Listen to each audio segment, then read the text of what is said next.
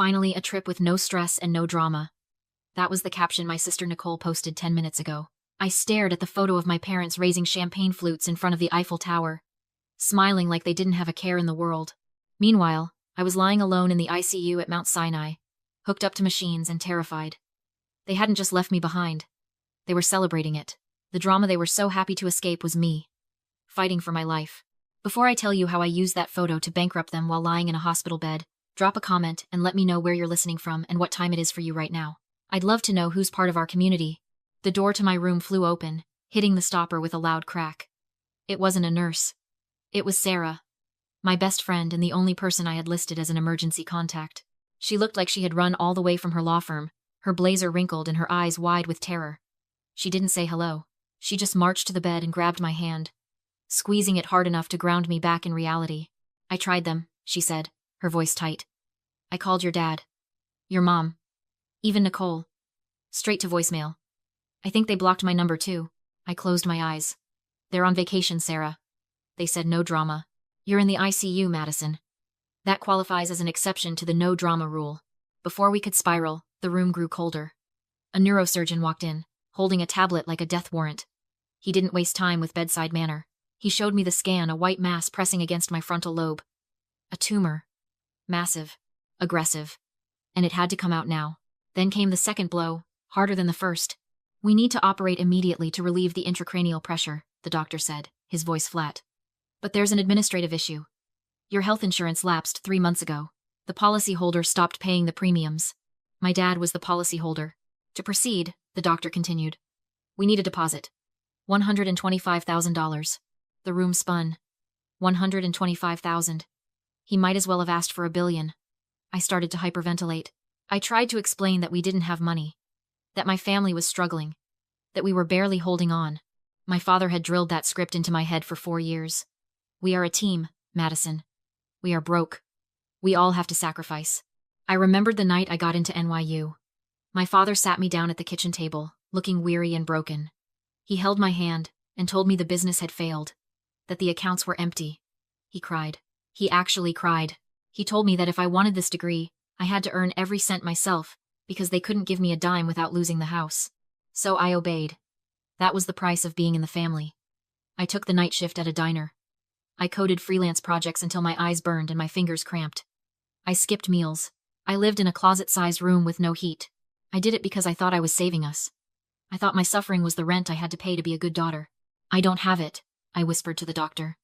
We're destitute. Sarah didn't say a word. She just handed me her phone. Look, it was Nicole's Instagram story again. A new video, posted 5 minutes ago. She was in a hotel suite that looked like a palace.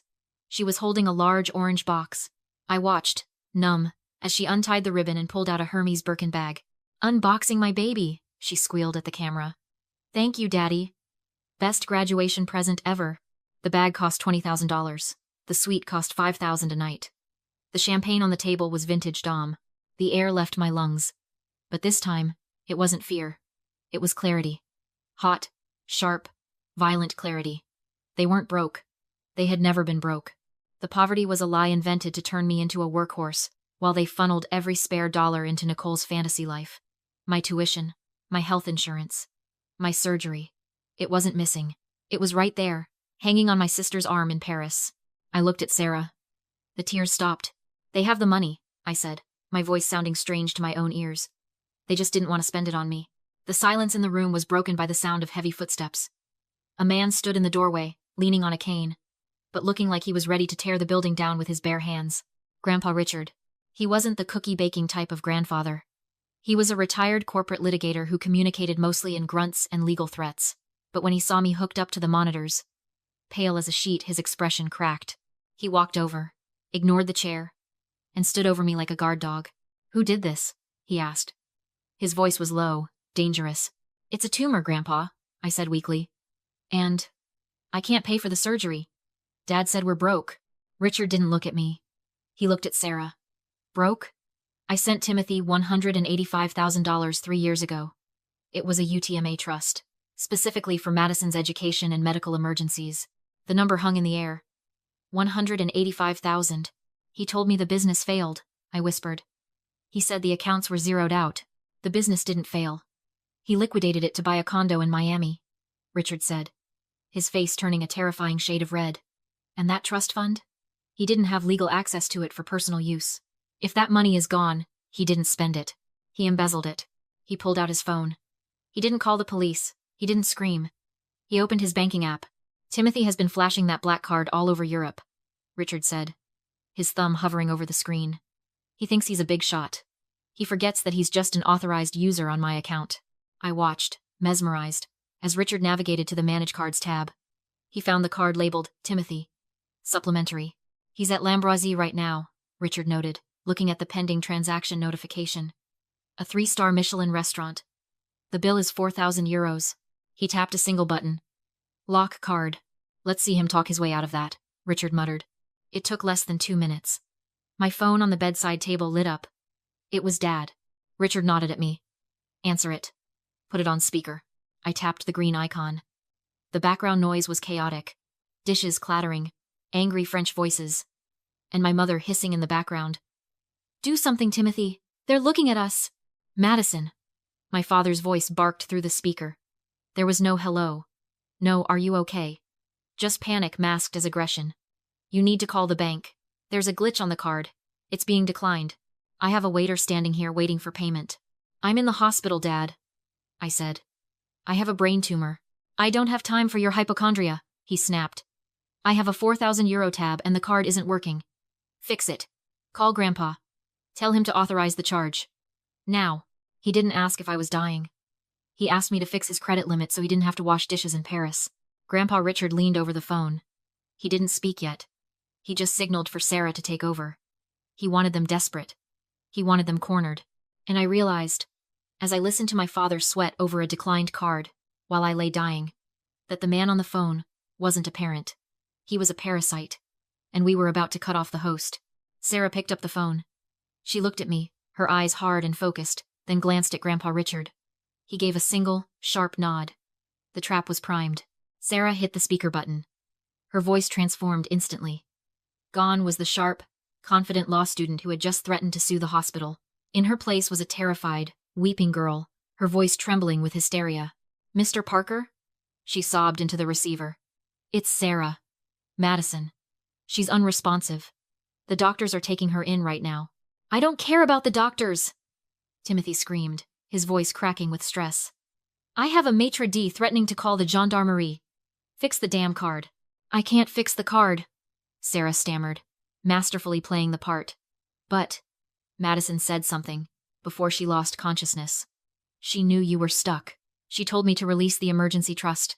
The line went silent for a split second. The background noise of clinking silverware and angry French chatter seemed to fade.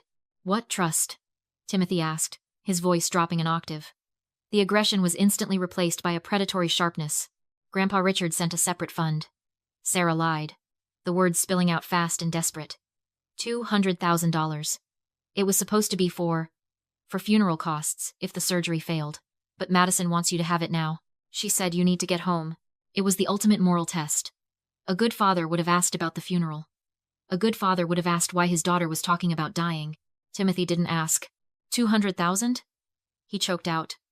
I could practically hear the calculations running in his head, the greed overriding the panic. Is it liquid? Can I access it immediately? Yes, Sarah said. I have the transfer link right here. It's a DocuSign release. You just have to authorize the deposit. Send it, he barked. Send it to my email. Now. I watched Sarah's thumbs fly across her screen. She wasn't sending a transfer. She was sending a document we had drafted 10 minutes ago with the hospital's legal team. It was formatted to look exactly like his banking app's interface. The header read, Immediate Funds Release.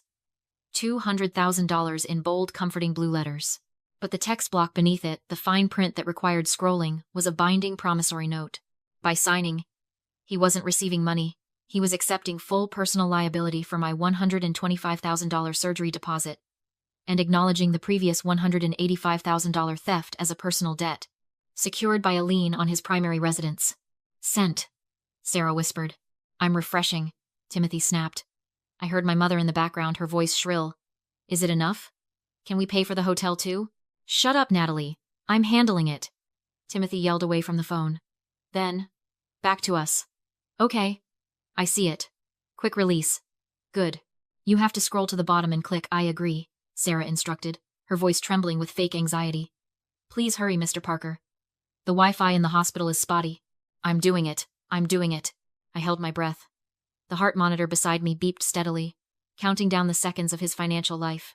He was in a loud restaurant, embarrassed, panicked, and dazzled by the promise of free money. He wouldn't read. He never read.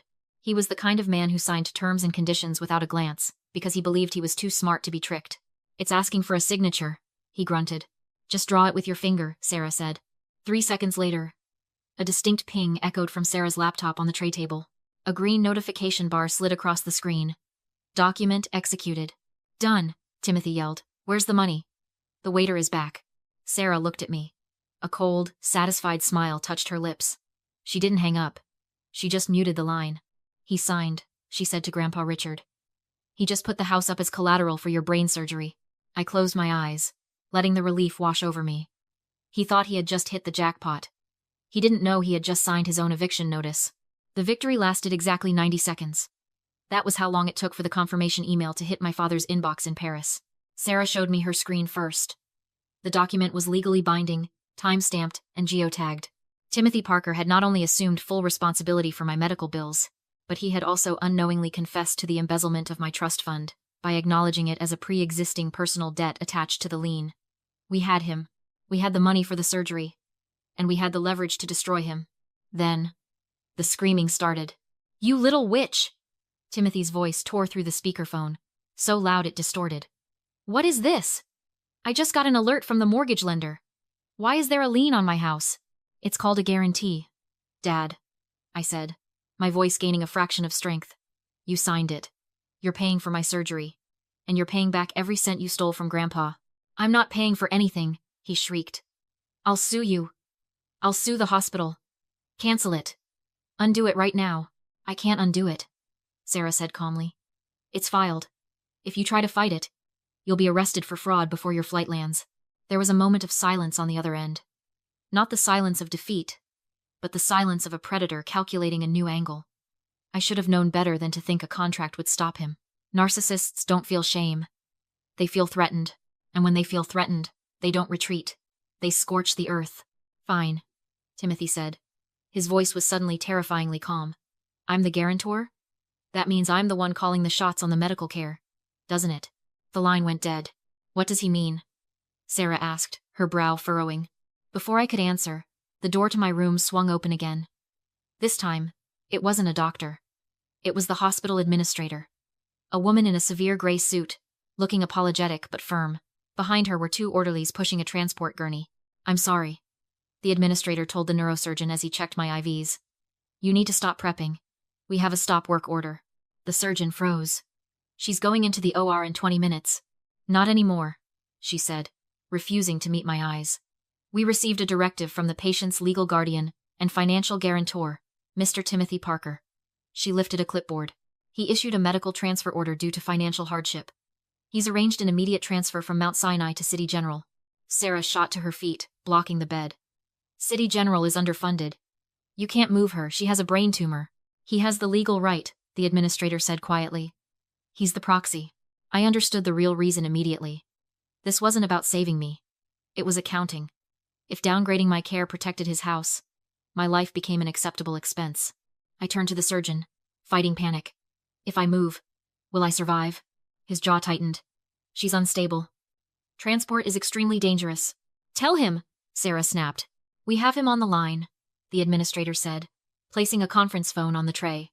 Mr. Parker, the medical team advises against transfer. The risk is extremely high. Timothy's voice came through calm and detached. That's a risk we have to take. Move her. Now. The surgeon leaned in, controlled but furious. If she dies during transfer, that responsibility is yours. Do you accept liability? I accept, Timothy said too fast, already irritated. Just get her out. The surgeon tried one last angle. Is there any medical reason you believe surgery shouldn't happen? Timothy hesitated, then invented one. Yes. She had a severe accident at 10. Traumatic brain injury. Her brain is fragile. Surgery is too risky. She needs conservative management. My stomach dropped. It was a lie crafted to sabotage my treatment and justify the transfer. Sarah's voice went tight with shock as she recorded. He just lied on a recorded medical line. Then Grandpa Richard stepped forward and spoke into the phone like a courtroom verdict. Timothy, this is your father. Madison was with me on her 10th birthday. There was no accident, no injury. Richard turned to the surgeon. He's fabricating a history to deny life-saving care. You just heard it. The surgeon's expression hardened. That's patient endangerment. Proxy is unfit. Timothy erupted through the speaker until Richard calmly produced the final weapon. An emergency trust clause removing Timothy's authority for malicious action. Then he delivered the consequence even colder. Liens accelerated, the house seized, passports flagged for investigation. I don't have a son, Richard said quietly. I have a thief who tried to sacrifice his granddaughter. He ended the call. The surgeon didn't hesitate. Prep the OR. We're saving her. Hours later, I woke up alive. Sarah slept beside me.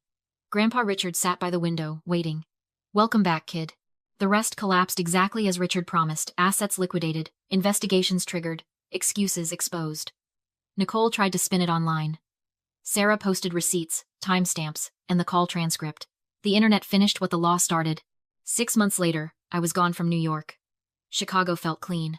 Sarah and I built a cybersecurity firm helping victims track stolen money. One day, I looked at an old photo of my parents smiling in Paris. It didn't hurt anymore, so I deleted it.